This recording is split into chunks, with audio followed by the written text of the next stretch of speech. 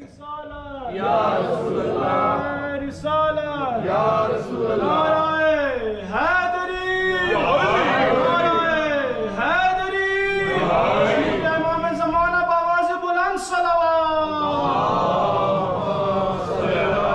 محمد وآل محمد وعجل فرجہ۔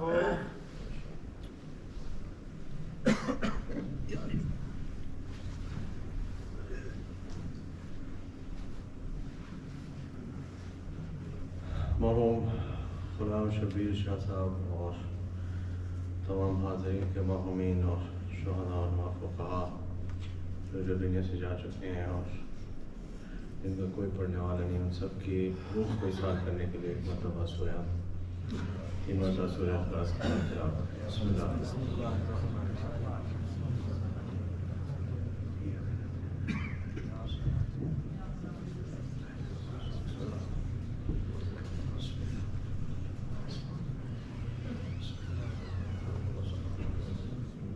اللهم اغفر المؤمنين والمؤمنات والمسلمين والمسلمات الأحياء منهم والأموات، تابع بيننا وبينهم بالخيرات، إنك سميع المجيب الدعوات وإنك قاضي الحاجات وإنك لجعلت لكل شيء قدرا، إن الله وملائكته يصلون على النبي يا أيها الذين آمنوا صلوا عليه وسلموا تسليما، اللهم صل على محمد وعلى محمد وعجل فرجہ۔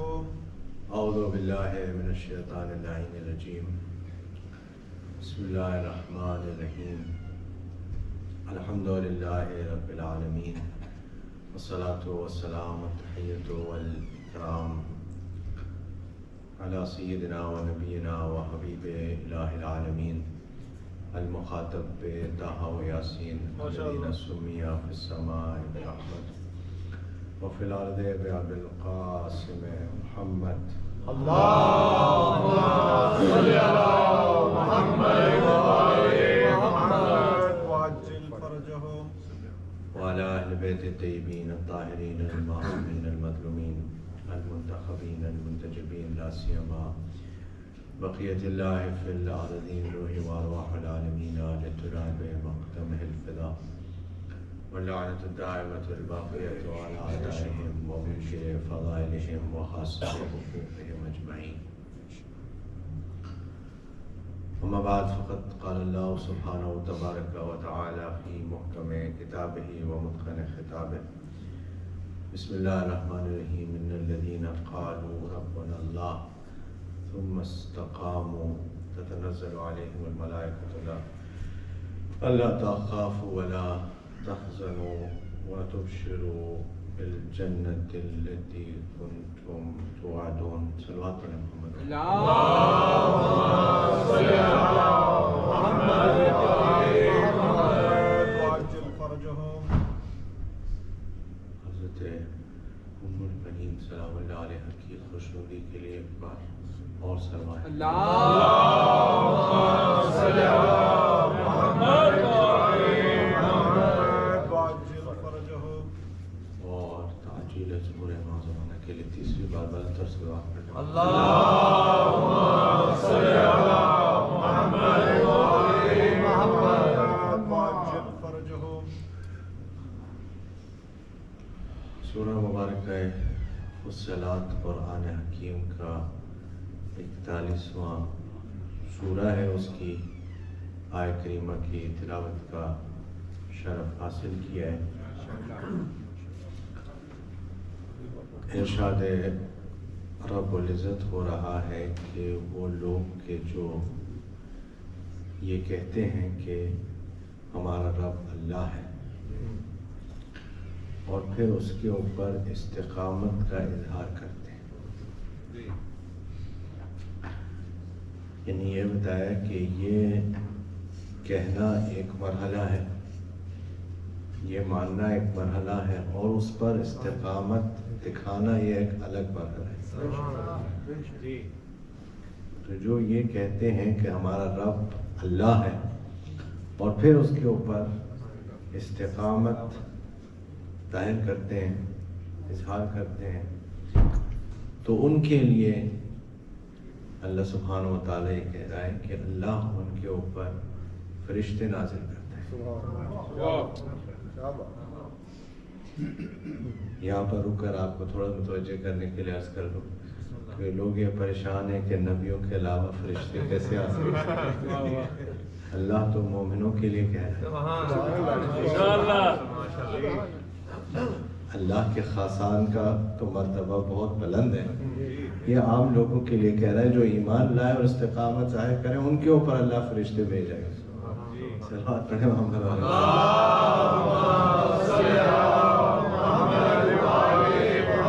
وہ فرشتے آ کر کے اسے یہ کہیں گے کہ تمہیں کوئی خوف کی ضرورت نہیں ہے، کسی طرح کا حزن نہیں ہونا چاہیے، اور تم کو اس چیز کی بشارت دی جاتی ہے، اس چیز کی خوشخبری دی جاتی ہے جس کا اللہ نے وعدہ کر لیا ہے۔ بتایا کہ ظاہر ہے آپ کے اذہان عالیہ میں ہوگا کہ گزشتہ 5-6 شب جمعہ میں ایمان کے متعلق آپ کی خدمت میں کچھ معروضات ائمہ علیہ السلام کی احادیث کی روشنی میں گزارش کر رہا تھا کہ ایمان کے مراحل ہیں، سٹیجز ہیں، اور ان میں کیا کیا چیزیں پائی جاتی ہیں، کیا کیا چیزیں ہیں، کون کون سے اس کے ارکان ہیں کہ جن کو ایمان قرار دیا جاتا ہے۔ تو ظاہر ہے کہ یہ مراحل ہیں کہ ایک مرحلہ زبان سے اقرار کرنے کا ہے، ایک مرحلہ اس بات کو دل میں اتارنے کا ہے، ایک مرحلہ جو ہے وہ اس چیز کے مطابق زندگی گزارنے کا ہے، اور استقامت کے متعلق جو ہے وہ بہت ساری تفصیلات بیان کی گئی ہیں، اور یہ ایسا حکم ہے کہ جو صرف صاحبان ایمان کو نہیں بلکہ خود حضور کو کیا گیا، یعنی اتنا اہم یہ حکم ہے استقامت کا۔ اس کے لیے تھوڑی سی عربی والی بات کرنی تھوڑی سی خشک ہے، لیکن آپ ساتھ ساتھ چلیں گے تو انشاءاللہ لطف آئے گا۔ وہ کیا ہے؟ استقامت قیام سے نکلے گی، کھڑے رہنے۔ استقامت یعنی قیام سے، کسی بات کے اوپر کھڑا رہنا، اسٹینڈ لینا، ثابت قدم جس کو ہم لوگ، یہ ہے استقامت۔ اور اس چیز کا حکم حضور کو بھی دیا گیا، اور 2 مقامات پر دیا گیا، سورہ مبارکہ ہود میں بھی دیا گیا، اور ایک اور جگہ بھی قرآن میں اسی طرح سے آیت آئی۔ لیکن اس سورہ ہود میں جو حکم دیا گیا اس کے متعلق حضور نے یہ فرمایا کہ شیبتنی سورۃ الہود، سورہ ہود نے مجھے بوڑھا کر دیا۔ حضور نے فرمایا، اس کی تفسیر میں وارد ہوا ہے، حضور نے فرمایا کہ سورہ ہود نے مجھے بوڑھا کر دیا، شیبتنی یعنی بال سفید کر دیا۔ یا رسول اللہ، ایسی کیا بات ہے اس حکم کے اندر کہ جس کے اوپر آپ فرما رہے ہیں کہ جو ہے وہ آپ کو بوڑھا کر دیا؟ تو حضور نے فرمایا کہ اس لیے کہ جہاں تک یہ حکم تھا کہ آپ کو استقامت کا اظہار کرنا ہے، یہ تو میری ذمہ داری تھی، وہ میں نے کر لی، لیکن اب سورہ ہود میں اللہ نے حکم دیا کہ امت کو بھی یہی کرنا ہوگا۔ تو حضور نے یہ کہا کہ میں تو کر لوں گا، امت کیسے کرے؟ یعنی کتنا خیال ہے حضور کو آپ کے بارے میں کہ اس بات نے حضور کہہ رہے ہیں مجھے بوڑھا کر دیا۔ صلوات پڑھیں محمد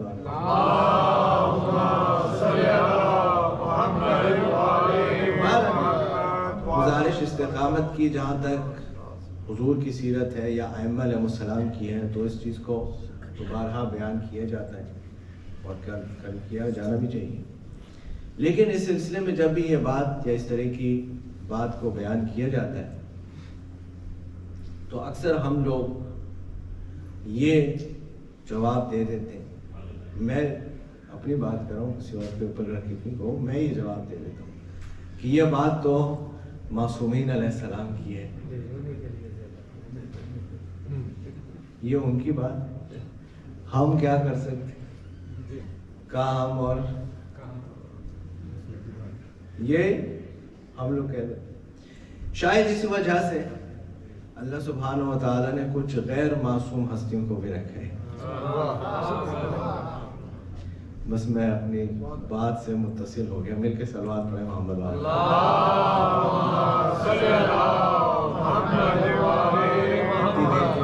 काफ़ी है कि अल्लाह सुब्हानहू व तआला ने शायद इसी वजह से कुछ गैर मासूम हस्तियों को भी रखा है कि जिनका ताल्लुक तो आम माँ बाप के और आम घरानों से है, लेकिन जिन्होंने अपने सीरत और किरदार की वजह से ये साबित किया कि अगर तारीख़ में नाम लिखवाना हो तो इंसान अपने सीरत और किरदार के बिना पर नहीं लिखवा सकता।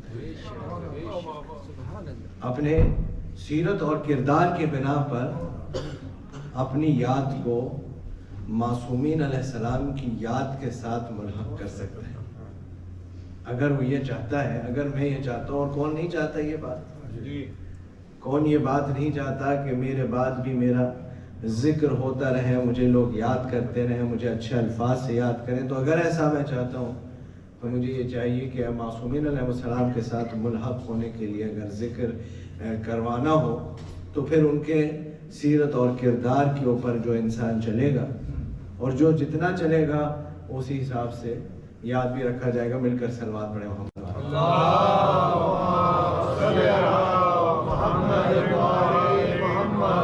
आपके ज़हन आलिया में होगा कि मैंने मेरी एक आदत है कि जब आइम्मा अलैहिस्सलाम के ज़िक्र होते हैं तो मैं उमूमी फ़ज़ाइल के साथ साथ में कुछ ख़ास फ़ज़ाइल भी हर मासूम के जो मुताल्लिक़ होते हैं वो अर्ज़ करता रहता हूँ।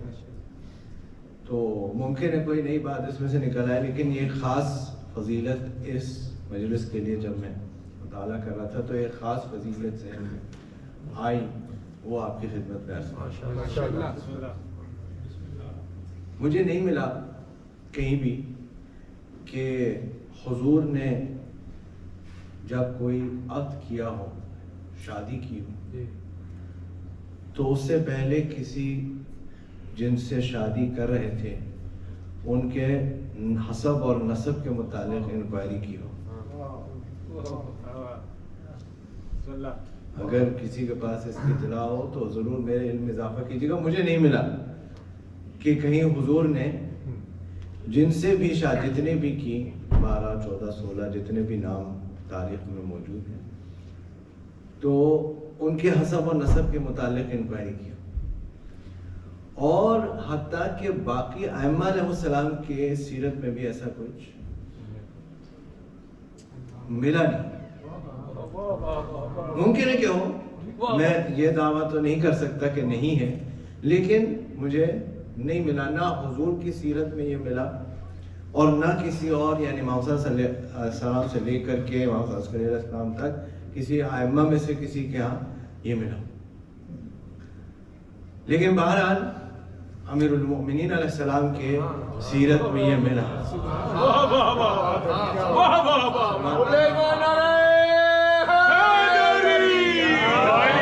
मौला की सीरत में ये, मौला की सीरत में ये मिला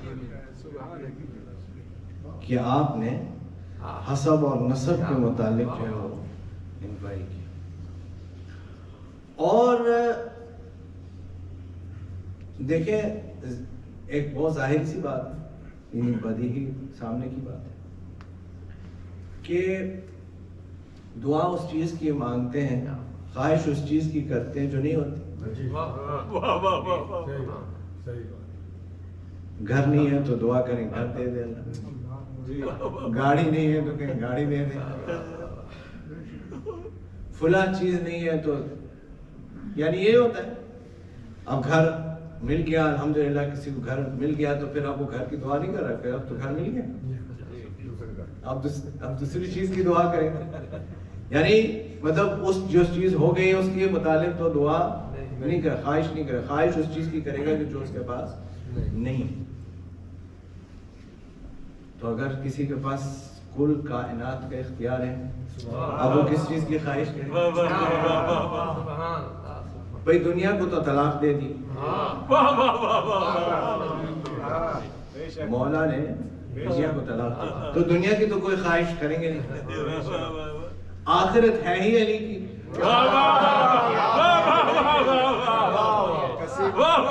آخرت تو ہے ہی علی کی. دنیا کی کوئی خواہش کریں گے نہیں، اور آخرت تو ہے ہی علی کی. تو اب کیا رہ گیا؟ سلوات پڑھے محمد والا.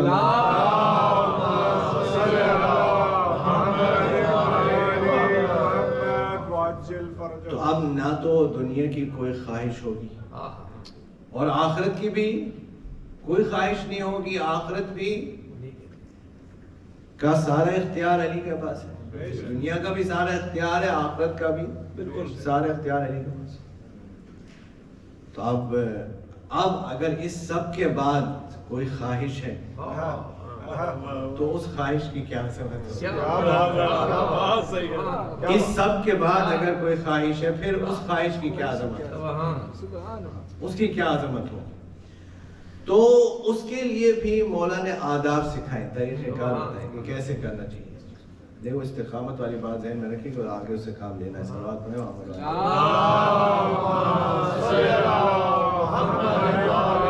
لیکن اس سلسلے میں مولا نے اس کے بھی آداب، اس کے بھی طریقہ کار کو واضح کیا کہ حضرت عقیل کو بلائے. حضرت عقیل کون ہے؟ یعنی حضرت جعفر طیار مولا علی سے 10 سال بڑے اور عقیل ان سے 10 سال یعنی مولا سے 20 سال بڑے. تو ان کو بلایا اور کہا کہ مجھے بہادر خاندان کی تلاش ہے تاکہ میں شادی کروں، ایک بہادر بیٹا پیدا ہو جو میرے حسین کے کربلا میں کام. یعنی اس کے اندر یہ چلتے بیچ بیچ میں یہ بات بھی آتی رہے کہ یہ صرف فضائل کا باب نہیں ہے بلکہ سیرت کے اس کے اندر گوشے موجود کہ سب سے پہلی بات یہ ہے کہ مولانا نے بتایا کہ شادی کا ایک مقصد ہونا چاہیے.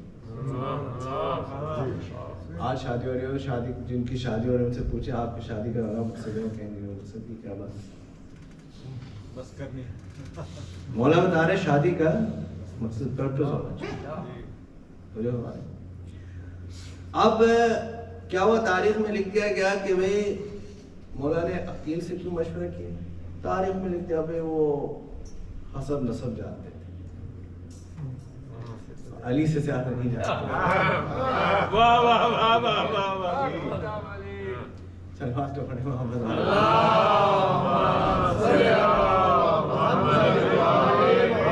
علی سے زیادہ آپ کا بھی عقیدہ ہے نا، بولے سلوات پڑھیں محمد. عقیل جو کچھ بھی جانتے تھے علی سے زیادہ نہیں جانتے. لیکن یہاں یہ سیرت کا باب ہے. ہاں کہے بتایا کہ جب اتنا سیریس کام کرنا ہو تو مشورہ کرنا چاہیے. میں کر کے مجھے ضرورت نہیں ہے، میں کر کے بتا رہا ہوں کہ تمہیں تو ضرورت ہوگی. مجھے ضرورت نہیں ہے لیکن تمہیں ضرورت ہوگی. تو مشورہ سیریس کام کرنا ہو تو مشورہ کرنا چاہیے، اور مشورہ اس سے کرنا چاہیے جو خود جاننے والا ہو. یعنی مشورہ بھی کرنا ضروری ہے اور صحیح آدمی سے مشورہ کرنا ضروری ہے. بعض لوگ مشورہ کر سلوات پڑھے مشورہ بھی غلط ہو تو مشورہ بھی ضروری ہے، صحیح آدمی سے کرنا بھی ضروری ہے. یہ دوسری بات. تیسری بات جو اس سے بھی زیادہ پر لطف ہے وہ یہ ہے کہ مولا نے وہ طریقہ کار کو اپنایا کہ جو اس وقت پہ رائج تھا کہ کس طرح سے رشتہ بھیجا جاتا ہے. کیا ایسا ممکن ہے کہ مولا خود وہاں پر جاتے اور رشتہ دیتے؟ تو نہیں ہوتا. نہیں کہا یہ طریقہ کار رائج ہے. اسی طریقہ کار کے تحت جو ہے وہ رشتہ دیا جائے. تو آپ نے حضرت عقیل سے یہ درخواست کی کہ آپ تشریف لے جائیے اور وہاں پر میرے رشتے کو پیش کیجیے. تو حضرت عقیل تشریف لے گئے اور حزام بنو کلاب کے جلیل القدر شخصیت کے گھر میں ان کی بیٹی کے لیے مولا علی کا رشتہ لے کر گئے. اب یہاں پر رک کر کے سوال پوچھ لوں آپ سے کہ اگر کسی بھی مولا کے چاہنے والے کے گھر میں علی کا رشتہ لے کر کے کوئی آئے، اس سے بڑی سعادت کسی گھر کے لیے کیا ہو سکتی ہے؟ اس سے بڑی کیا سعادت ہو سکتی ہے کہ خود مولا کا رشتہ گھر میں آئے کسی باپ کے لیے. اس سے بڑی کیا سعادت ہو سکتی ہے کہ علی میرے داماد بنیں گے. لیکن اس کے باوجود، یعنی کہ یہ اپنی سعادت اپنی جگہ ہے، اس کی اہمیت اپنی جگہ، لیکن اس کے باوجود تیسرا جو درس اسی واقعے کے اس آخری بات میں دیا جا رہا ہے وہ یہ ہے کہ انہوں نے یہ فرمایا، باپ نے حزام نے فرمایا کہ مجھے تو منظور ہے، کس علی کو یہ منظور نہیں ہوگا کہ علی میرا داماد بنے. لیکن لڑکی سے بھی پوچھ لیا کہ ان سے بھی پوچھ لیا جائے، ان سے بھی رضامندی لے لی جائے. آج بھی اس صدی میں بھی لڑکیوں کی شادیاں کرا لی جاتی ہے رضامندی کے بغیر. علی کا رشتہ آیا ہے تب بھی کہنے رضامندی لے لی جائے. یہ شرعی ذمہ داری ہے، ضرورت ہے. یہ صرف رسمی طور پر آ کر نکاح پڑھانے والے نہیں پوچھتے. اگر کسی بھی وقت پر یہ یقین ہو جائے، شائبہ بھی ہو جائے کہ رضامندی نہیں ہے، نکاح باطل ہو جائے گا. صلوات پڑھیں محمد.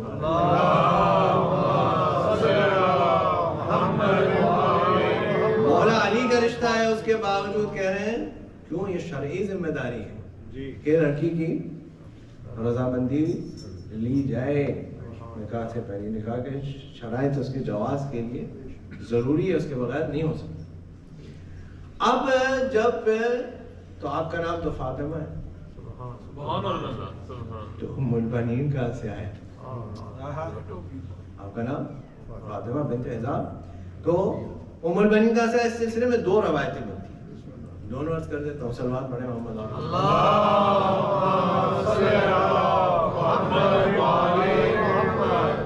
ام البنین مطلب بیٹوں کی. تو ایک روایت یہ ہے جو معروف ہے کہ آپ کے مولا علی سے شادی ہوئی، 4 بیٹے پیدا ہوئے تو آپ کو ام البنین کہتے ہیں.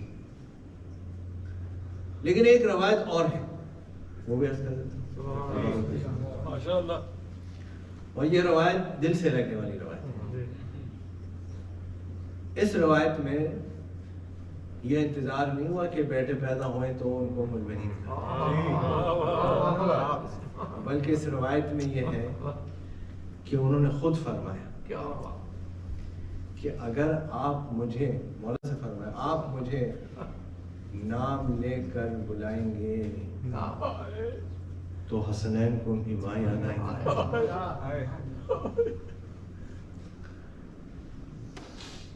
تو ان کو ان کے مصائب بھی یاد آئیں گے.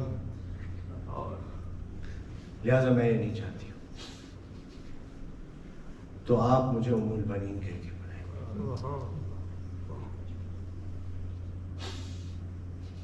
آپ مجھے ہاں جب تشریف لاتی ہیں گھر میں تو آ کر یہ کہتی ہیں. ظاہری بات ہے رشتے کے اعتبار سے جب امیر المومنین صاحب کی زوجہ بنیں گی تو رشتے کے اعتبار سے ماں ہے. لیکن آپ گھر میں آ کے فرماتی ہیں کہ میں آپ کی ماں بن کر اس گھر میں نہیں آئی، میں آپ کی کنیز بن کر آئی. میں آپ کی کنیز بن کر آئی. جو ایسی ماں ہوتی ہے اس کا بیٹا عباس ہوتا ہے. ایسی جو ماں ہوتی ہے ان کا بیٹا عباس ہوتا ہے. مل کے ایک صلوات پڑھ لیں محمد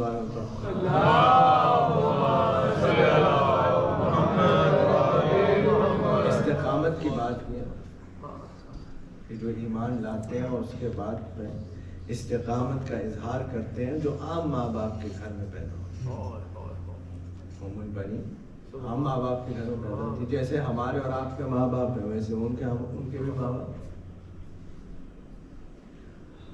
لیکن علی کے گھر میں آ کے انہوں نے بتایا کہ دیکھو کوئی یہ کہہ نہیں سکتا، کوئی اعتراض نہیں کر سکتا کہ یہ سیرت اور کردار ان کا ہے کہ جنہوں نے شیر زہرا پیا تھا، اور یہ ان کا ہے کہ جنہوں نے نہیں. یہ واضح کیا اور ثابت کیا اور بتایا کہ دیکھو اگر کوئی چاہتا ہے تو استقامت کا اظہار کر کے اس طرح سے اپنا نام تاریخ میں رقم کر سکتا ہے، اس طرح سے اپنا نام تاریخ میں رقم کر سکتا ہے. کہ آج بھی میں نجف میں رہتا تھا، جب پہنچا تو مجھے یاد ہے کہ ابھی بھی آپ لوگ جو زیارتوں پہ گئے ہوں گے وہ تائید کریں گے کہ کسی بھی بس میں جائیں، ٹیکسی میں جائیں، کہیں پر بھی 4 آدمی بیٹھے ہوں تو وہ کہتے ہیں ام البنین کے لیے فاتحہ.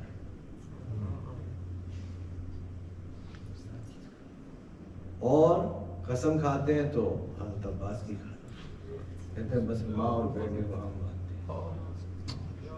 تاریخ میں رقم کر دیا، کہا کہ اس لیے کہ انہوں نے ایسے استقامت کا اظہار کیا، ایسے عام ماں باپ کے گھر میں پیدا ہونے والے نے ایسے استقامت کا اظہار کیا کہ جس کے کوئی ثانی نہیں ظاہر ہو سکتا، نہیں مل سکتا. کیوں؟ دیکھیں خدا نخواستہ، بس بات تمام کر دی میں نے، آنکھیں آشکار ہو گئی، اب تھوڑے سے مسائل پڑھ دیتا ہوں، بات تمام.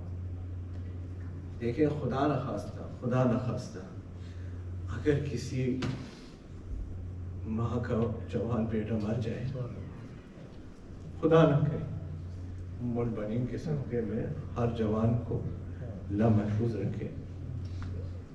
اگر خدا نخواستہ کسی ماں کا جوان بیٹا مر جائے تو اس کی کیا حالت ہوگی؟ آپ نے دیکھا ہوگا. خدا نخواستہ اگر کسی پہ یہ مصیبت آ جائے تو آپ نے دیکھا ہوگا کہ اس کے وہ ماں یہ کہہ رہی ہوتی ہے کاش کہ میں مر جاتی. اس کے بات نہیں کی جا رہی ہوتی ہے، اسے جو ہے وہ برداشت نہیں ہو رہا ہوتا ہے. اور کسی کے 4 مر گئے وہ بیٹے، اور وہ بھی مہینوں کے بعد خبر ملے، اس کے بعد میں بھی وہ یہ کہ کیا کہہ تو لوٹا ہوا قافلہ مدینے کے باہر آ گیا. تو وہاں سجاد علیہ السلام نے حکم دیا کہ یہاں باہر قافلے کو روک دو. قافلے کو روک دیا گیا اور لوگوں کو خبر ہوئی کہ حسین کا لوٹا ہوا قافلہ آ گیا. تو بشیر آیا ہے امام کے پاس. امام نے کہا کہ بشیر تمہارا باپ شاعر تھا، کہ تم بھی شاعر ہو؟ کہا مولا میں بھی شعر کہہ لیتا ہوں. کہا جا کر مدینے میں اعلان کر دو کہ حسین کا لوٹا ہوا قافلہ واپس آ گیا. امام نے بشیر کو علم دیا، وہ علم لے کر مدینے میں وارد ہوا اور کہنے لگا یا اہل یثرب لا مقام لکم، اے مدینے والو یہ مدینہ رہنے کی قابل جگہ نہ رہی. حسین کا قافلہ جو بھرا ہوا 28 رجب کو گیا تھا لوٹا ہوا واپس آیا. بشیر یہ کہتا ہے جب میں نے یہ اعلان کیا تو محلے بنی ہاشم سے ایک بچہ دوڑتا ہوا آیا اور اس بچے کے پیچھے ایک معظمہ چھڑی ٹیکتے ہوئے آ رہی تھی اور وہ بچہ یہ کہنے لگا کہ یہ تو میرے بابا کا علم ہے. یہ میرے بابا کا علم ہے جو میرے چچا حسین نے میرے بابا کو دیا. اور وہ بی بی یہ کہہ رہی تھی کہ بشیر کیا کہہ رہے ہو؟ یہ کیسے ہو سکتا ہے کہ حسین مارے گئے؟ بشیر یہ کیسے ہو سکتا ہے کہ حسین مارے گئے؟ ارے میرا عباس کہاں تھا؟ تو بشیر یہ کہتا ہے کہ میں نے ایک ایک کر کے کسی ماں کا ایک جوان مرچہ ایک ایک کر کے میں نے چاروں بیٹوں کی تعزیت ام البنین کو دی۔ تو وہ ہر تعزیت پہ کہتی تھی مجھے اپنے بیٹوں کے بارے میں نہیں، مجھے یہ بتاؤ کہ میرے حسین، مجھے یہ بتاؤ کہ میرا حسین کیسے، مجھے یہ بیان کرو کہ میرا حسین کس طرح سے جب قافلہ مدینہ میں وارد ہو گیا تو یہاں مدینے کے اندر صف ماتم حسین علیہ السلام کو بچھایا گیا، جس طرح سے شام میں بچھایا گیا تھا، کربلا میں بچھایا گیا تھا، مدینے کے اندر حسین کی اعضاء کو برپا کیا گیا گھروں کے اندر، مسجد کے اندر، اور اس طرح سے ام البنین سلام اللہ علیہا مرثیہ کہتی تھی، شعر کہتی تھی، اور بقیع میں آ کر کے اپنے بیٹوں کے قبروں کے نشان بناتی تھی اور نشان بنا کر کے مٹا دیتی تھی اور کہتی تھی کہ میں اپنے بیٹوں کے اوپر میں اپنے بیٹوں کے اوپر ماتم نہیں کر رہی، میں اپنے بیٹوں کے اوپر گریہ نہیں کر رہی ہوں، کہتی تھی اس لیے نہیں کر رہی ہوں کہ تمہاری ماں زندہ ہے، میں بس حسین کے اوپر گریہ کروں، میں بس حسین کے اوپر ماتم کروں گی اس لیے کہ حسین کی ماں میں بس حسین کے اوپر گریہ کروں گا، اور اس انداز سے آپ گریہ ازاری اور ماتم کرتے حتیٰ کہ جمادی الثانی 64 ہجری آ گیا، 64 ہجری میں کربلا ہوئی تھی، 64 ہجری یعنی 3 سال گزر جانے کہ آپ کے اوپر اسی مصیبت کا اور اسی غم کے طاری ہونے کی وجہ سے ضعیفی آ گئی اور آپ اس دنیا سے رخصت ہو گئی، اور اسی مقام پر اور اسی جگہ پر آپ کو دفن کر دیا گیا کہ جس جگہ پر آپ قبریں بنا کر اپنے بیٹوں کے اوپر ماتم کرتے ہیں، اسی جگہ پر آپ کو دفن کر دیا گیا اور وہ گریہ کیا گیا جہاں پر آپ اپنے بیٹوں کو حسین علیہ السلام کو اپنے بیٹوں کے نشان مٹا کر حسین علیہ السلام پر گریہ کرتی تھی، اور یقیناً بس یہ ایک جملہ اور عرض کروں گا، گریہ کر لیا آپ نے مجلس ہو گئی کہ جب اس دن کے اوپر ام البنین سلام اللہ علیہا کے تابوت کو اٹھایا گیا ہوگا اور اس میں معصوم امام علیہ السلام شریک ہوئے ہوں گے، تو یقیناً انہوں نے اپنی جدہ حضرت زہرا سلام اللہ علیہا کو یاد کیا، اس لیے کہ ام البنین سلام اللہ علیہا اس دنیا سے گئیں تو طبعی موت کے ذریعے سے، شہادت ظاہری بات ہے کہ جو کوئی بھی علی کی محبت میں دنیا سے جائے گا اسے شہید قرار دیا، لیکن طبعی موت، لیکن خدا نخواستہ کوئی جلتا ہوا دروازہ نہیں گرایا گیا تھا، کوئی پہلو نہیں شکستہ کیا گیا تھا، کسی نے کوڑا نہیں مارا تھا،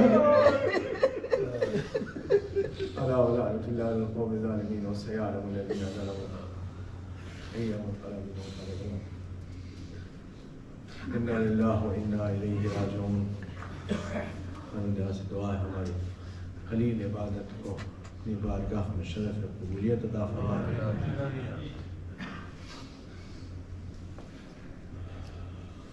مرحومین خاص کر کے جن کے سارے ثواب کے لیے مجلس کا انعقاد کیا گیا ہے، خدا کریم ان کے درجات کو معصومین علیہ السلام کے ساتھ ملحق فرمائے، اور لوائحین کو صبر جمیل مرحمت فرمائے،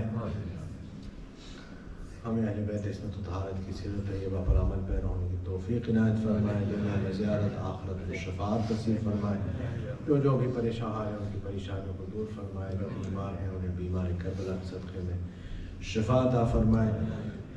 جو بھی اس فرش مجلس پر حوائج شاہیہ لے کر آیا خدا نے کریم حاجات کو پورا فرمائے. ہمارے آخر مولا کو ان سے راضی و خوشنود فرمائے, ان کے ظہور میں تعجیل فرمائے, ہمیں ان کے آوان انصار میں سے ہونے کی سعادت نصیب فرمائے. ربنا تقبل منا انك انت السميع العليم بحق محمد وآله الطيبين الطاهرين المعصومين.